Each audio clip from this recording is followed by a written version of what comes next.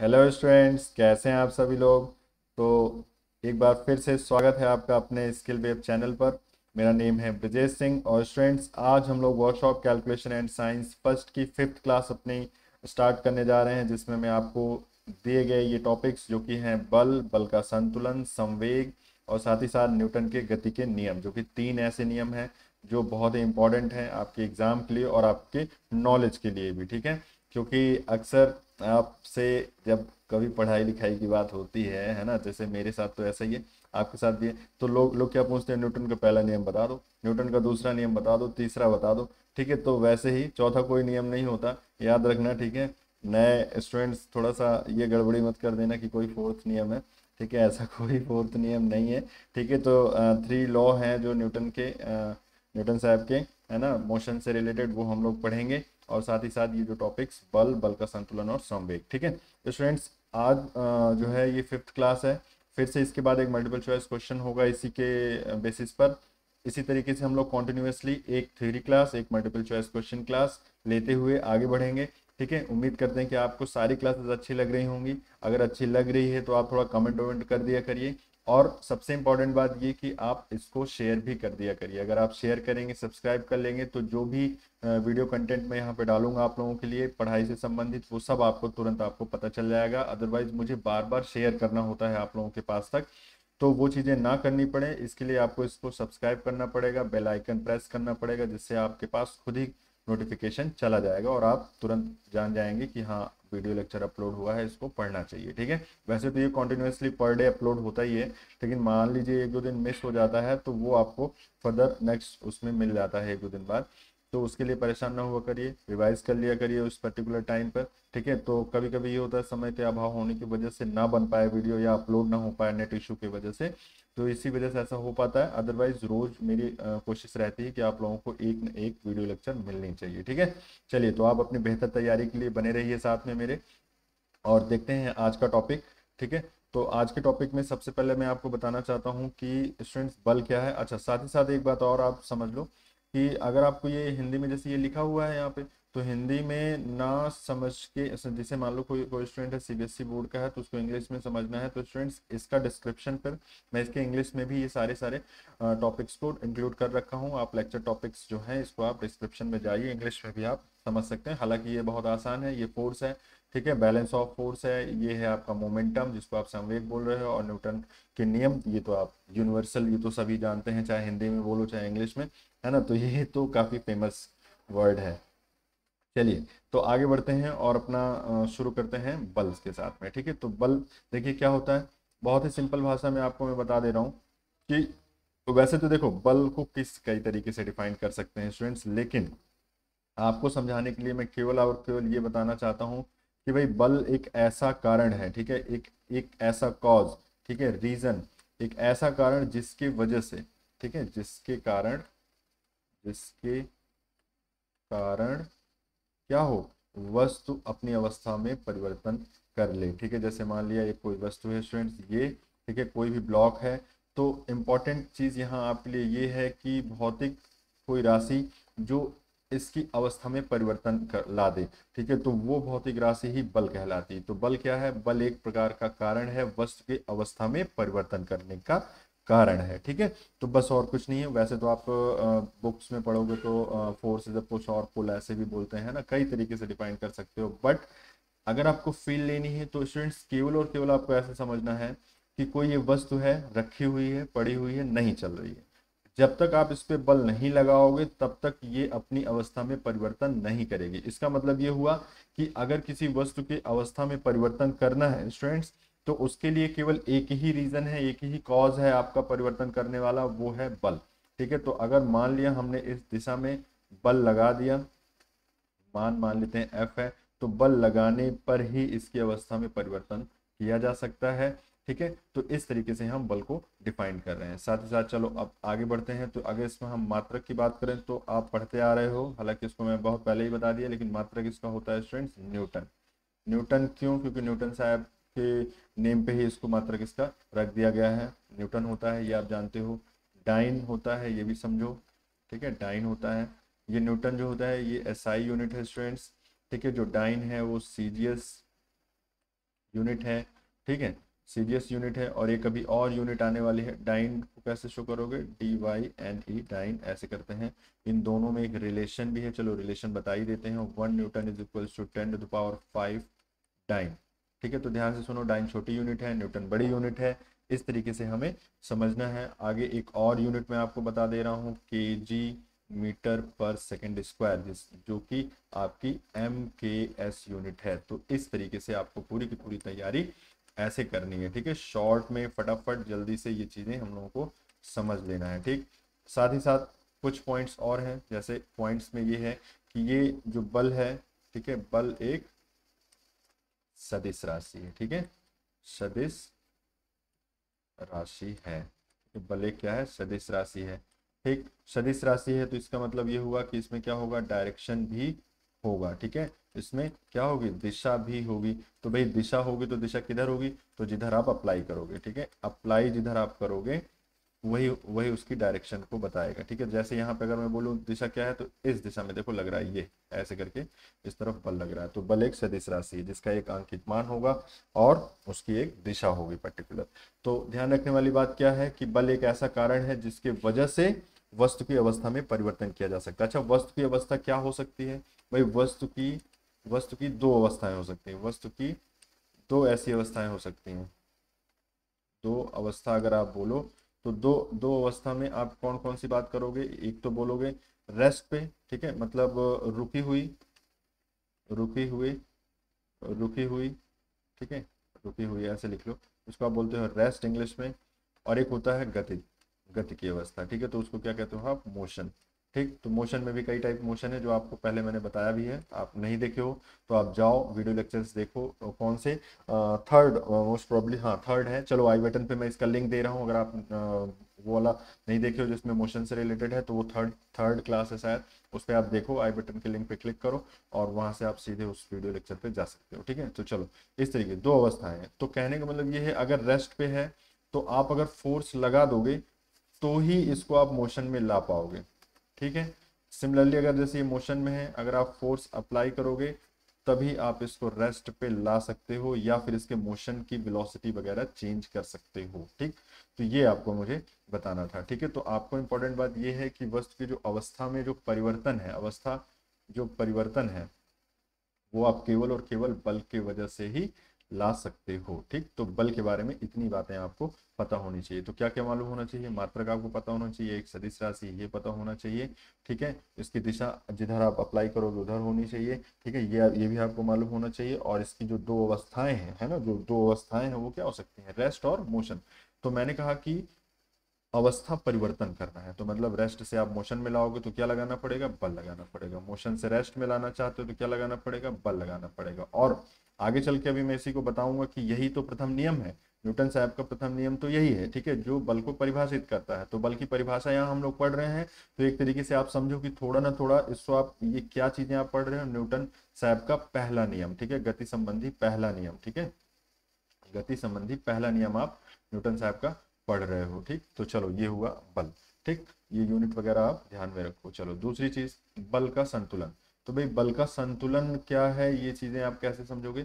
संतुलन का मतलब क्या होता है, संतुलन का मतलब है कि बल लग रहा हो फिर भी वस्तु अपनी अवस्था में परिवर्तन ना कर रही हो। जैसे ऐसे समझो आप इसको, मान लिया कोई वस्तु है, इसमें कई कई बल लग रहे हैं, F1 है, ठीक है, F2 बल लग रहा है, इधर मान लिया F3 बल लग रहा है, नीचे की तरफ इसका खुद का भार है। तो इसमें कई सारे बल लग रहे हैं, कौन कौन से बल लग रहे हैं देखो जरा, F1, ठीक है, F2, F3, इसका जो भार है F, ठीक है, W, इसका नॉर्मल रिएक्शन R मान लिया, ठीक है। अभिलंब प्रतिक्रिया लगेगी ना, इसका इसका अभिलंब प्रतिक्रिया भी है, न्यूटन थर्ड लॉ आने दो तब बताता हूँ अभिलंब प्रतिक्रिया क्या है, ठीक है। तो R, इतने सारे बल लग रहे हैं, लेकिन इनका जो परिणामी बल है, ठीक है, परिणामी जो बल है, परिणामी जो बल है वो शून्य हो, ठीक है, वो क्या हो स्टूडेंट, शून्य हो। तब हम लोग बोलेंगे कि जो बल है वो संतुलन में है, ठीक है। तो इसको बोलेंगे, उसको बोलेंगे बैलेंस, बैलेंस फोर्स, ठीक है, उसको बोलेंगे बैलेंस फोर्स, ठीक। बल क्या है, संतुलन की अवस्था में। कहने का मतलब है बल तो बहुत सारे लग रहे हैं एक बॉडी पे, लेकिन उनका जो परिणामी बल है, उनका जो रिजल्ट है वो क्या है, शून्य है। कहने का मतलब उन वो सब आपस में एक दूसरे से कट जा रहे हैं। अच्छा, जब बैलेंस फोर्स होगा तो ध्यान रखना कि फोर्स तो लगेगा लेकिन अवस्था में परिवर्तन नहीं होगा, मतलब चेंज इन स्टेट। स्टेट कौन सा, ये राज्य वाला स्टेट नहीं, स्थिति वाला स्टेट है, ठीक है।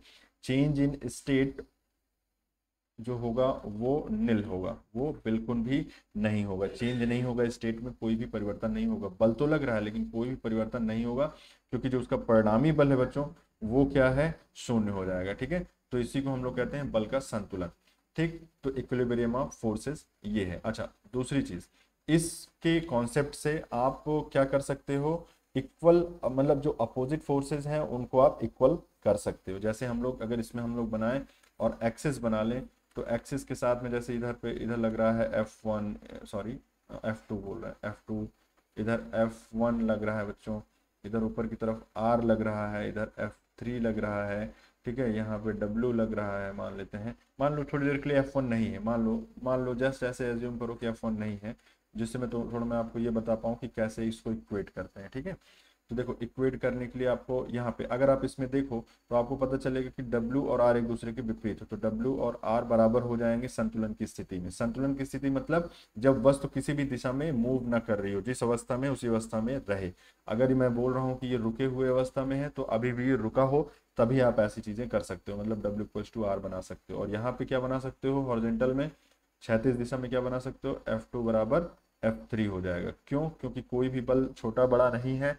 अगर अगर मान लो F3 ज्यादा होता तो वस्तु इधर चलने लगती, F2 ज्यादा होता तो वस्तु इधर चलने लगती, W ज्यादा होता नीचे जाने लगती, इस तरीके से होगा। तो ये संतुलन की स्थिति में आपको इस तरीके के रिजल्ट देखने को मिलते हैं, ठीक है। कहने का मतलब है कि ढेर सारे बल लग रहे हैं, इसमें बहुत सारे बल लग रहे हैं, लेकिन इन बलों का परिणाम ही देखो, बलों को कैसे जोड़ा जाता है, सदिश योग होता है, ध्यान समझना। जो बल होगा वो सदिश राशि है और इसका सदिश योग होगा। सदिश राशि को योग के करने के लिए ऐसे करके हम लोग सिंबल बनाते हैं, ठीक है। F3 ये ऊपर एरो बनाते हैं, प्लस W ये भी वेक्टर है, ठीक है, प्लस नॉर्मल रिएक्शन ये भी है, तो बराबर ये क्या हो जाए, जीरो हो गया। कहने का मतलब F नेट की जो वैल्यू है, ठीक है, F जो परिणामी जो बल है वो जीरो हो जाए, तो इसका मतलब बल वस्तु की संतुलन की अवस्था में रखा हुआ है, ठीक है। तो मतलब बल तो लग रहे हैं लेकिन एक दूसरे से कैंसिल आउट हो जा रहे हैं, ठीक। तो ये है बल के संतुलन की स्थिति। अच्छा, अनबैलेंस फोर्सेस इसी के साथ साथ में पढ़ लेते हैं। अनबैलेंस फोर्स मतलब असंतुलन की स्थिति क्या है, असंतुलन की स्थिति है जैसे मान लिया कोई इस तरीके से F1 F2, ठीक है, ये F3, तीन बल लग रहे हैं, तो ये हो सकता है कि F3 की जो ओवरऑल वैल्यू है वो ग्रेटर हो F1 और F2 से, ठीक है। अगर ये ज़्यादा है इसका मतलब वस्तु इधर की तरफ चलने लगेगी, ठीक है। चलने की जो दिशा होगी, चलने की जो दिशा होगी वो F3 की दिशा में होने लगेगी। मतलब ये है कि अगर इस पे लगने वाले तीन बल F1 plus F2 plus F3, ठीक है, इन तीनों को अगर आप जोड़ दो ओवरऑल तो ये इक्वल टू जीरो नहीं होंगे, जीरो नहीं होगा, देखो नॉट इक्वल्स टू जीरो, ठीक है, ये जीरो नहीं होगा। तो इस केस को हम लोग बोलते हैं अनबैलेंस फोर्स, अनबैलेंस फोर्स, ठीक, याद रखना। ये है इक्विलिब्रियम ऑफ फोर्स। कहने का मतलब फोर्सेस की वजह से जो बॉडी इक्विलिब्रियम में होना, मतलब उसकी स्टेट में चेंज ना होना, लेकिन इसकी वजह से स्टेट में चेंज होगा। क्यों होगा भाई, क्योंकि F3 ज्यादा है F1 F2 से, तो ओवरऑल जब इसको जोड़ोगे तो कुछ ना कुछ एक रिजल्टेंट फोर्स आएगा, तो F नेट की जो वैल्यू होगी does not equals to zero, वो जीरो नहीं होगी बच्चों, ठीक है। देखो कहाँ से मैंने क्या बताया है आपको, ये आपको मैंने अलग एक टॉपिक बताया है, ये इतना पूरा पोर्शन ये है अनबैलेंस फोर्स, ठीक है। अनबैलेंस फोर्स बल की संतुलन की अवस्था नहीं, असंतुलन की अवस्था, ठीक है। चलो, तो ये हुआ आपका फोर्स का इक्विलिब्रियम, ठीक। चलो आगे देखते हैं भाई संवेग क्या होता है, ठीक है। एक टॉपिक और है संवेग, उसके बाद न्यूटन का लॉ मैं बताऊंगा आपको। तो संवेग को समझने के लिए सबसे इंपॉर्टेंट बात आपको देखो, इस एक तरीके से ये किसको रिप्रेजेंट करता है, इट रिप्रेजेंट्स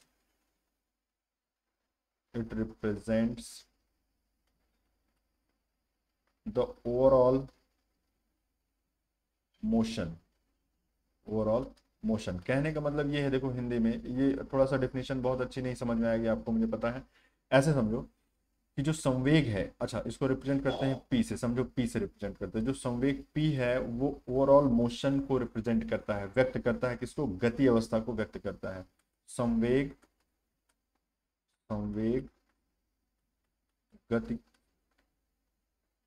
की पूर्ण अवस्था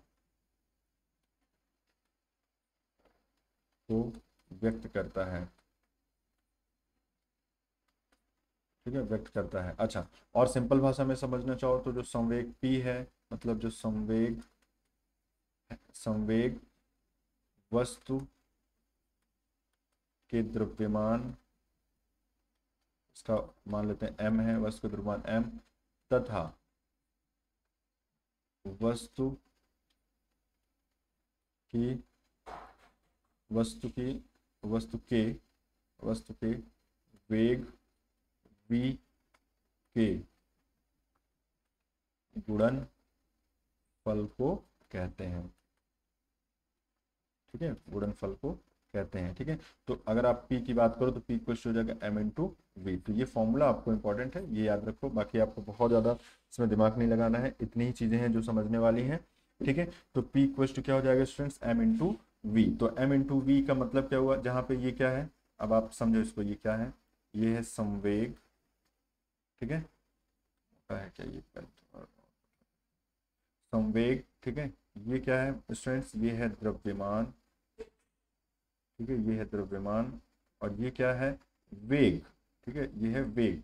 अच्छा, अब आपको समझना है कि संवेग किस तरीके की क्वांटिटी है। तो आपको पता चल रहा है यहाँ पे P equals to m into v. तो v क्या है, वेग है, मतलब वेलोसिटी है।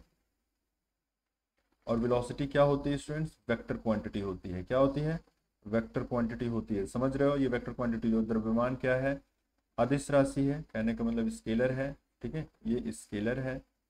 और स्केलर और वेक्टर का जब गुणा करोगे, ये वेक्टर पे ऊपर ऐसे एरो बना दो, तो जब गुणा करोगे तो वेक्टर क्वांटिटी आती है। तो कहने का मतलब ये भी एक तरीके की वेक्टर क्वांटिटी की। ये क्या है, ये याद रखना कि ये सदिश राशि है। ठीक है, ये है सदिश राशि,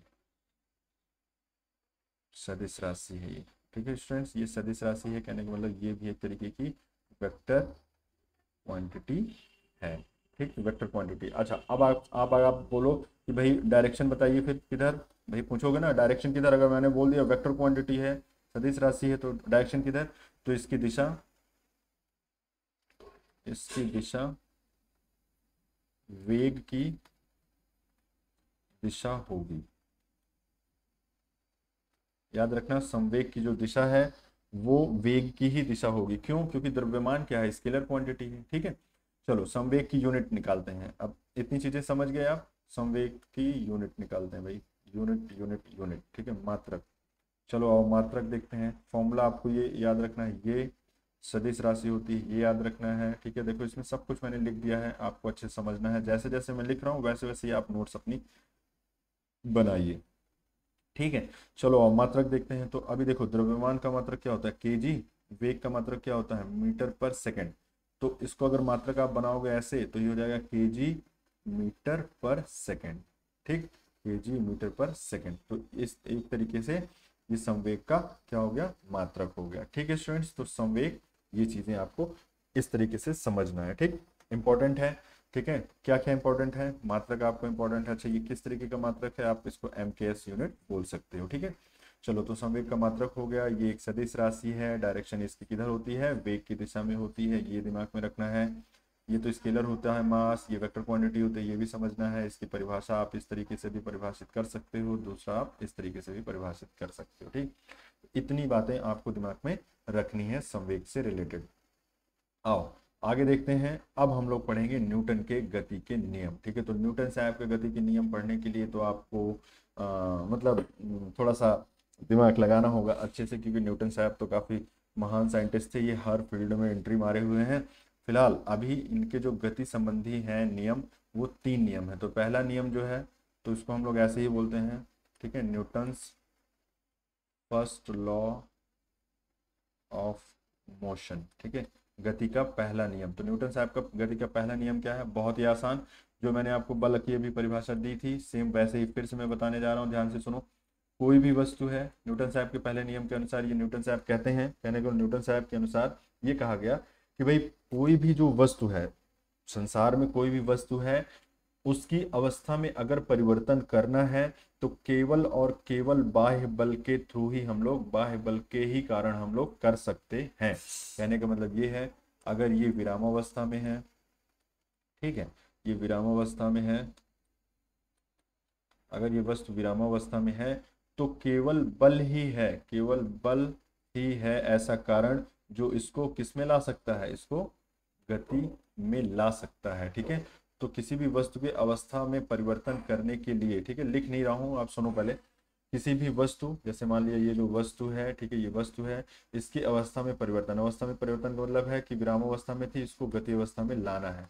तो वस्तु की गति अवस्था में लाने के लिए जो कारण होगा, जो रीजन होगा, वो क्या होगा, केवल और केवल बल होगा। ठीक है, तो किसी भी वस्तु की अवस्था में परिवर्तन करने के लिए हमें बाह्य बल लगाने की आवश्यकता होती है। बिना बाह्य बल के किसी भी वस्तु के अवस्था में परिवर्तन नहीं किया जा सकता। ठीक है, ऐसा आपको न्यूटन फर्स्ट लॉ में बोला गया है। ठीक है, न्यूटन फर्स्ट लॉ को हम लोग जड़त्व का नियम भी बोलते हैं। अब ये जड़त्व क्या है मैं बताता हूँ आपको। ठीक है, जड़त्व का नियम बोलते हैं, न्यूटन फर्स्ट लॉ को जड़त्व का नियम बोलते हैं। बच्चों ये आता भी है आपके एग्जाम में, याद रखना कि न्यूटन फर्स्ट लॉ को ही जड़त्व का नियम भी बोला जाता है। ठीक, एक पॉइंट। दूसरा पॉइंट आपको मैंने बताया कि जो फर्स्ट लॉ है, जो मतलब जो पहला नियम है, वो किसको परिभाषित करता है, बल को परिभाषित करता है। ठीक है, परिभाषित मतलब बल को डिफाइन करता है। ठीक है, फोर्स को डिफाइन करता है, परिभाषित करता है। ये दोनों पॉइंट्स आपको याद रखने हैं। उसके अलावा इंपॉर्टेंट बात ये है कि ये जड़त्व है क्या, तो जड़त्व है जो वस्तु के अवस्था परिवर्तन को रोकता है। अभी मैंने आपको ये कहा कि भाई बल है, बल जो है वो अवस्था में परिवर्तन कराने का कारण है। ठीक है, तो बिना बल के कोई भी वस्तु के अवस्था में परिवर्तन नहीं किया जा सकता, किसी भी वस्तु की अवस्था में परिवर्तन नहीं किया जा सकता जब तक आप बल नहीं लगाओगे। अच्छा, किसी भी वस्तु की अवस्था में परिवर्तन करने का जो विरोध करता है उसी को हम लोग जड़त्व कहते हैं। तो जड़त्व क्या है, अवस्था परिवर्तन के विरोध का कारण है। ठीक है, अवस्था परिवर्तन मतलब रेस्ट से मोशन, अवस्था परिवर्तन के विरोध मतलब ना होने देना, मतलब रेस्ट पे है तो रेस्ट पे रहना, गति कर रहा है तो गति करते रहना, विरोध।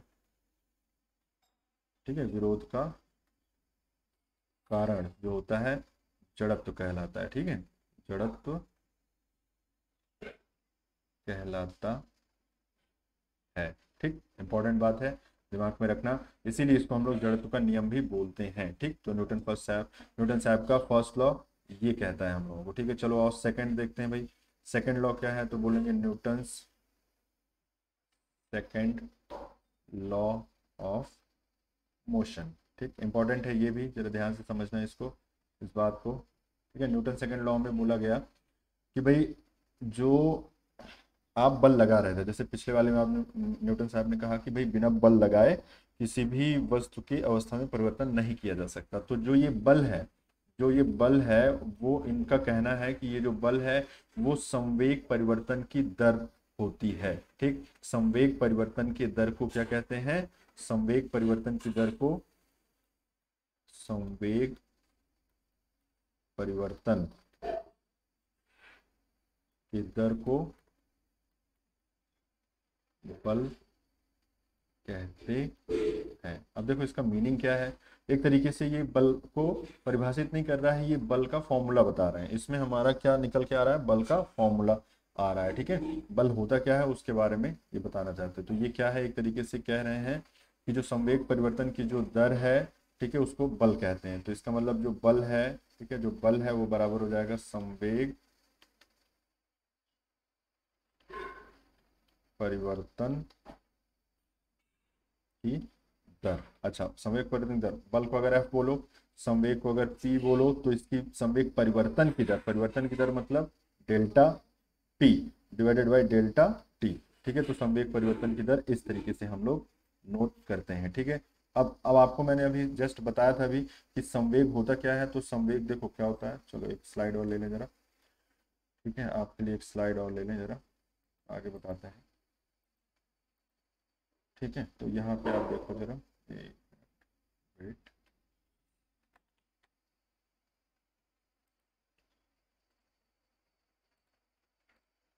ठीक है, यहाँ पे देखो, तो संवेग परिवर्तन की दर को हम लोग क्या बोल रहे हैं, बल बोल रहे हैं। ठीक है, न्यूटन साहब का जो सेकंड नियम है, संवेग परिवर्तन की दर को बल कहा जाता है। तो F इज इक्वल्स टू हो जाएगा students D P by d T, इसी वही है, लिख दिया मैंने, delta P by delta, sorry D T. इसी को सेम ऐसे भी लिख सकते हो आप इसको, तो ये क्योंकि आप जानते हो कि P इज इक्वल टू होता है M इंटू वी, तो आप यहाँ पे जरा लिखो तो D मतलब डी एम इंटू वी हो जाएगा डिवाइडेड बाई डी टी हो जाएगा। ठीक है, तो m को थोड़ा बाहर निकालो तो आपको एक फॉर्मूला नजर आने लगेगा d t d v by d t. और जरा बताओ मुझे कि d v by d t क्या होता था बच्चों? यही होता था क्या एक्सेलरेशन? याद करो, अगर नहीं पढ़े हो तो आप थर्ड क्लास में देखो, मैंने एक्सेलरेशन जो बताया था जिसमें मैंने त्वरण बताया था, तो त्वरण में मैंने ए को क्या कहा था? ए को d v by d t, कहने का मतलब वेग परिवर्तन की दर, याद है? वेग परिवर्तन की जो दर है उसको क्या कहते हैं? दर त्वरण कहलाती है। ठीक है, वेग परिवर्तन की दर को त्वरण कहते हैं, तो ये एक तरीके से क्या है? ये त्वरण है। ठीक है, तो ये हो जाएगा त्वरण। तो देखो यहाँ पे क्या है, ये है बल बच्चों। ठीक है, ये क्या है? द्रव्यमान। ठीक है, और ये क्या है स्टूडेंट्स? ये है त्वरण। ठीक है, ये है आपका त्वरण। ठीक है, तो इस तरीके से आपका ये सेकंड लॉ से फॉर्मूला आ गया F is equal to m into a. अच्छा, अगर आपके लिए मैं बोलूं कि बताओ इसकी यूनिट क्या है, तो यूनिट तो वही है जो मैंने अभी आपको बताया, न्यूटन। क्योंकि न्यूटन साहब ने ही निकाला था तो न्यूटन हो गया डाइन। ठीक है, न्यूटन हो गया, डाइन हो गया। और केजी मीटर पर सेकेंड स्क्वायर, ये कैसे आया? वो इस फॉर्मूले से आया। कैसे? एम की यूनिट होती है केजी, ए की यूनिट होती है मीटर पर सेकेंड स्क्वायर। ठीक है, तो ये एक तरीके से यूनिट हो गई जिसको आप एम के एस यूनिट बोलते हो। ये आपका एस आई यूनिट है, ये आपका सी जी एस यूनिट है। ठीक है, तो इस तरीके से आपका सेकंड लॉ आपको मैंने बताया। ठीक है, तो ये हो गया न्यूटन साहब का सेकंड लॉ। तो फर्स्ट लॉ आपको पता चल गया कि कोई भी वस्तु तब तक नहीं मूव करेगी जब तक कि उस पर क्या नहीं लगाया जाए, उसमें बल नहीं लगाया जाए। और सेकंड लॉ में आपको बल के बारे में बताया गया कि बल एक्चुअल में बल किससे किससे संबंध रखता है। तो बल क्या है? एक तरीके से संवेग परिवर्तन की दर है। जिसके बाद आपको एक फाइनल फॉर्मूला क्या पता चला? F is equal to m into a. ठीक है स्टूडेंट्स, तो चलो आगे देखते हैं न्यूटन थर्ड लॉ। ठीक है, तो Newton's third law of motion. ठीक है, गति का तीसरा नियम, न्यूटन साहब का गति का तीसरा नियम। तो Newton third law of motion में आपको क्या बताया गया है? अब देखो फिर वही कहानी, आप हो ऐसे। ठीक है, आप क्या कर रहे हो? दे रहे हो दीवार पे धक्का। ठीक है, तो लेकिन दीवार गिरने से रही, दीवार नहीं गिर रही है। दीवार गिरा पाओगे क्या? इतने मजबूत तो हो। ठीक है, तो चलो आओ देखते हैं। भाई आपने दिया धक्का दीवार पे, तो आपने अप्लाई किया एक फोर्स, है ना? आपने खुद ने अप्लाई किया एक फोर्स। तो दीवार जो है ना, न्यूटन साहब का तीसरा नियम ये कहता है कि जब भी हम किसी वस्तु पर एक फोर्स अप्लाई करते हैं तो वस्तु भी हम पे उतना ही प्रतिक्रिया देती है, उतना ही प्रतिक्रिया बल से हमको धक्का देती है। तो अगर हमने दीवार पर मान लिया एफ फोर्स लगाया, तो इसका मतलब दीवार भी हमको क्या देगी? हमको प्रतिक्रिया देगी बाहर की तरफ, जहां यही हाथ पे। ठीक है, हाथ से आपने फोर्स एफ लगाया। ठीक है, तो ये भी प्रतिक्रिया देगी। प्रतिक्रिया को आर से अगर आप बोलना चाहो तो आर। तो ये जो प्रतिक्रिया बल है वो बराबर होगा किसके? एफ के बराबर होगा। ठीक है, तो न्यूटन साहब के तृतीय नियम के अनुसार जो प्रतिक्रिया बल है वो बराबर होगा और इक्वल एंड अपोजिट होगा। कहने का मतलब and opposite equal and opposite reaction मिलेगा। ठीक है, ध्यान से सुन लो, फिर से मैं क्या कह रहा हूँ। न्यूटन साहब के तृतीय नियम के अनुसार जब भी हम किसी वस्तु पर बल लगाते हैं तो वस्तु भी हम पर उतना ही बल लगाती है, जिसको हम लोग प्रतिक्रिया बल कहते हैं। ठीक है, इसी को कहते हैं एक्शन रिएक्शन पेयर। ठीक है, तो एफ और आर जो है वो एक तरीके से क्या है? एक्शन है क्या? एफ, और रिएक्शन आर। ठीक है, एक्शन रिएक्शन पेयर कहलाता है। ठीक है, एक्शन रिएक्शन पेयर कहलाता है, ये आर हो गया। तो इस तरीके से हमारा न्यूटन्स थर्ड लॉ हो गया। ठीक है, इसके अगर आपको मैं एग्जांपल्स बताऊं तो आप देखो एग्जांपल्स बहुत सारे देखते हो। सबसे अच्छा एग्जांपल देखो, जैसे रॉकेट होता है ना, रॉकेट ऊपर की तरफ मूव करता है। हालांकि रॉकेट आपको इतना अच्छे से समझ में नहीं आ रहा होगा क्योंकि आपने देखा तो है नहीं कि रॉकेट कैसे उड़ता है। तो ये एक्शन रिएक्शन रूल पे ही, एक्शन रिएक्शन के नियम पर ही, है ना, क्रिया प्रतिक्रिया नियम पर ही ये काम करता है। ठीक है, इसको क्रिया प्रतिक्रिया नियम कहते हैं। क्या कहते हैं इसको? क्रिया क्या है? आपका जो बल है, और प्रतिक्रिया क्या है? प्रतिक्रिया प्रतिक्रिया क्या है? आर है। क्रिया प्रतिक्रिया नियम। ठीक है बच्चों, क्रिया प्रतिक्रिया नियम, तो क्रिया प्रतिक्रिया नियम कहलाता है ये। ठीक, क्रिया प्रतिक्रिया नियम में बोला गया है कि जितनी क्रिया आप लगाओगे, जितना बल आप लगाओगे, अगली वस्तु भी आप पे उतना ही प्रतिक्रिया देगी।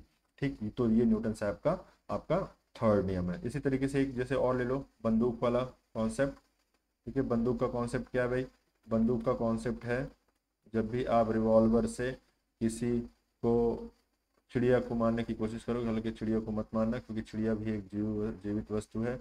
निशाना लगाना ही हो तो कुछ ऐसे लगाओ जहाँ पे आवाज ना आए, है ना, भगवान आपको पापी ना बनाए। ठीक है, तो चलो मान लिया आपके पास है गन। ठीक है, तो आपके पास अगर गन, तो जब भी ये बुलेट फायर करते हो और बुलेट आगे की तरफ ऐसे करके मूव करती है तो आपकी जो बंदूक है वो पीछे की तरफ जाती है। तो ये जो है आपका एक्शन है, बुलेट का आगे जाना एक्शन है और बंदूक का पीछे जाना क्या है? रिएक्शन है। ठीक है, तो एक्शन रिएक्शन पेयर ये होते हैं। ठीक है, अच्छा इंपॉर्टेंट बात, थोड़ा 2-3 पॉइंट और है इसमें जो नोट करना है, ध्यान से समझ लो इस चीज को, काफी इंपॉर्टेंट है। सॉरी, एक्शन रिएक्शन पेयर, हाँ काफी इंपॉर्टेंट है ये बात कि इसमें आपको समझना है कि कौन से एक्शन और कौन से रिएक्शन पेयर होंगे। तो सबसे इंपॉर्टेंट बात ये है कि जो ये एक्शन रिएक्शन पेयर होते हैं ये डिफरेंट बॉडी पे होते हैं, ये आपको समझना है। ठीक है, जो ये एक्शन रिएक्शन पेयर होते हैं स्टूडेंट्स, डिफरेंट बॉडी पे होते हैं। तो एक्शन रिएक्शन पेयर है या नहीं है, इस बात को आप कैसे समझोगे? तो आपको मैं बता रहा हूँ कि कोई भी, जैसे मान लिया आर और एफ, तो एफ तो एक्शन है, ये रिएक्शन है, अभी तक तो यही चर्चा हो रही थी। लेकिन ये एक्शन रिएक्शन कब होंगे? जब जब एक्शन मतलब एफ और, सॉरी, एफ और आर दोनों अलग अलग वस्तुओं पर लग रहे हों। ठीक है, दोनों अलग अलग वस्तुओं पे लग रहे हों ये चीज, और क्या हो? बराबर हो। ठीक है स्टूडेंट्स, बराबर हो, और क्या हो? विपरीत हो। ठीक है, ये तीनों पॉइंट्स आपको याद रखना होगा। ठीक है, विपरीत हो। पहला पॉइंट ये कि तो एफ और आर, एफ और आर, ठीक है, एफ और आर मतलब जो एक्शन है और रिएक्शन है वो दोनों क्या हो? अलग अलग, अलग अलग वस्तुओं पे लग रहे हो। कहने का देखो सीधा मतलब है, जैसे ये दीवार है, दीवार पे एक्शन लग रहा है एफ, और आदमी हो आप, है ना, जो इसको धक्का दे रहे थे, तो आप पे खुद पे रिएक्शन हाथ पे लग रहा है आर। तो आर और एफ अलग अलग वस्तुओं पे लग रहा है, दीवार पे एफ लग रहा है, आप पे खुद पे क्या लग रहा है? आर। तो आर और एफ क्या हो गए? एक्शन रिएक्शन पेयर हो गए। ठीक, इस तरीके से आपको समझ में आनी चाहिए बात कि ये सब क्या है? एक्शन रिएक्शन पेयर है। इसी तरीके से बहुत से सारे एग्जांपल हैं, लेकिन वो इतना आपको अंदर कॉन्सेप्ट जाने की जरूरत नहीं है आईटीआई लेवल के लिए। फिलहाल अगर आप इंटर में होते तो अभी मैं आपको और ढेर सारी बातें बताता। यहाँ यहीं पे मैं आपका ये वीडियो लेक्चर खत्म कर रहा हूँ, जिसमें आपको तीनों चीजें समझा दी मैंने, है ना। बल क्या होता है, बल का संतुलन क्या है, ठीक है, और न्यूटन्स के लॉ क्या है, संवेग क्या है। ठीक है, तो ये चारों टॉपिक आपके आपके मल्टीपल चॉइस क्वेश्चन के लिए इंपॉर्टेंट थे, इसलिए मैंने बताया। इतनी ही चीजें आपके लिए इंपॉर्टेंट है, मैंने जो इस हिसाब से क्वेश्चन देखे हैं उस हिसाब से लगता है कि इससे ज्यादा आपको बताने की जरूरत नहीं है। अगर आपको और ज़्यादा जानकारी लेनी है तो फिर आप स्टूडेंट्स कोई बुक उठाओ, है ना, और भी डिटेल से उसमें पढ़ना शुरू करो। 12th की बुक उठा लो और अच्छे से मिल जाएगा। फिलहाल आईटीआई के लिए दैट इज इनफ। इसी वजह से मैंने इतना बताया है, बाकी है बताने के लिए थोड़ा बहुत और है, लेकिन बेसिक बेसिक जो इंपॉर्टेंट कंक्लूजन था वो मैंने सब आपको यहाँ बता दिया। तो उसके लिए आपको डरने की जरूरत नहीं कि कुछ चीज़ें मैं छोड़ रहा हूँ, छोड़ा कुछ भी नहीं हूँ, लेकिन आपको उतने डिटेल्ड वे में मैंने नहीं बताया है। ठीक है, इसीलिए क्योंकि उतना आपके लिए काम का नहीं है। ठीक है स्टूडेंट्स, तो बस इतनी सी बात है। चलो, तो उम्मीद करता हूँ ये लेक्चर आपको पसंद आया होगा। स्टूडेंट्स अगर ये पसंद आया है तो बिल्कुल इसको लाइक करिए, सब्सक्राइब करिए और अपने दोस्तों के साथ जरूर शेयर करिए। आपके एग्जाम की बेहतर तैयारी के लिए मेरी पूरी की पूरी कोशिश आप लोगों के लिए समर्पित है। ठीक है, आपके लिए ही ये सारे वीडियो लेक्चर्स बना रहा हूँ। अभी इसमें मेरा कोई फायदा नहीं है, आप भी जानते हो कि यूट्यूब पे इतनी जल्दी कोई फायदा नहीं होता है। ठीक है, सब कुछ समझते हो, है ना, इतने होशियार हो ही गए हो। तो आप लोग इसको पढ़िए, फायदा उठाइए इसका, ठीक है, मेरी मेहनत का, जिससे मुझे भी खुशी हो कि हाँ ठीक है, मेरे द्वारा जो पढ़ाया गया है वो स्टूडेंट्स को कुछ काम आया है। ठीक, तो वो स्टूडेंट्स को तो कुछ फायदा मिला है, तो इस बेसिस पे मुझे भी खुशी मिलेगी कि हाँ ठीक है, मेरे मेहनत करने का नतीजा मुझे मिल रहा है। ठीक है, चलो तो आज के लिए इतने ही स्टूडेंट्स, तब तक के लिए गुड बाय, टेक केयर, और मिलते हैं अगली क्लास में। हो सकता है मल्टीपल चॉइस क्वेश्चन सेशन हो, या हो सकता है एक जो थ्योरी क्लास होगी उसके बाद मल्टीपल चॉइस क्वेश्चन सेशन होगा। ठीक है, तो चलिए तब तक के लिए goodbye, take care, bye bye.